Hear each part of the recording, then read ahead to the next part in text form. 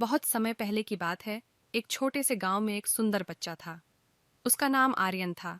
आर्यन बहुत ही अच्छा और शरारती बच्चा था। उसके गांव में हर कोई उसकी मुस्कान और बातचीत में मशगूल रहता था।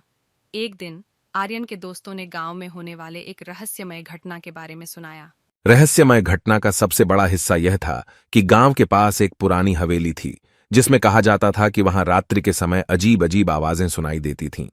लोग कहते थे कि उस हवेली में भूत प्रेत रहते हैं और कोई भी वहां रात को नहीं जाता।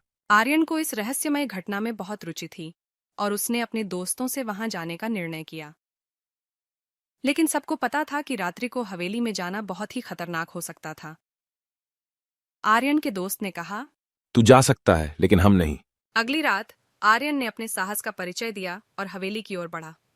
उसने सोचा, शायद वहां कुछ नहीं होता और सब बस भूत प्रेत की कहानियों का ही असर है। लेकिन उसका दिल तेज धड़क रहा था।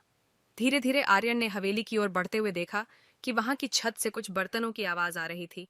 उसने आवाज की ओर बढ़ते हुए देखा कि कुछ लोग हवेली में प्रवेश कर रहे थे। आर्यन ने धीरे से हवेली की एक छोटी सी खिड़की से अंदर देखा और वह देखता है कि वहां एक पुराना राजा बैठा हुआ है, जिसके साथ कुछ लोग बैठे हुए थे। राजा ने आर्यन को देखते ही हैरान होकर कहा। तुम कौन हो और तुम यहां कैसे आए?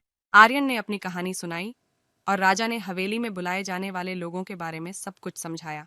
राजा ने बताया कि उन्होंने गांव वालों से अपने राजमहल के साथ बड़ी मित्रता करने का आयोजन किया है और उन्होंने हवेली में एक बड़ा समारोह रखा है। यह समारोह सबको एक साथ लाने का एक माध्यम था, ताकि लोग एक दूसरे के साथ अच्छे रिश्ते बना सकें।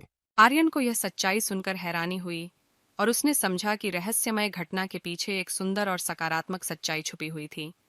आर्यन ने राजा को अपने गांव की तरफ आने का प्रस्ताव दिया। राजा ने आर्यन की बात सुनी और उसके साथ चलने का निर्णय लिया। वे सभी गांव में लौटे और गांव वालों को सच्चाई बताई। गांव वाले हैरान हो गए और खुशी से भर गए कि रहस्यमय घटना का सच जानकर उनकी भूभाग्यशाली गांव वासियों को एक सुंदर समारोह मिलेगा।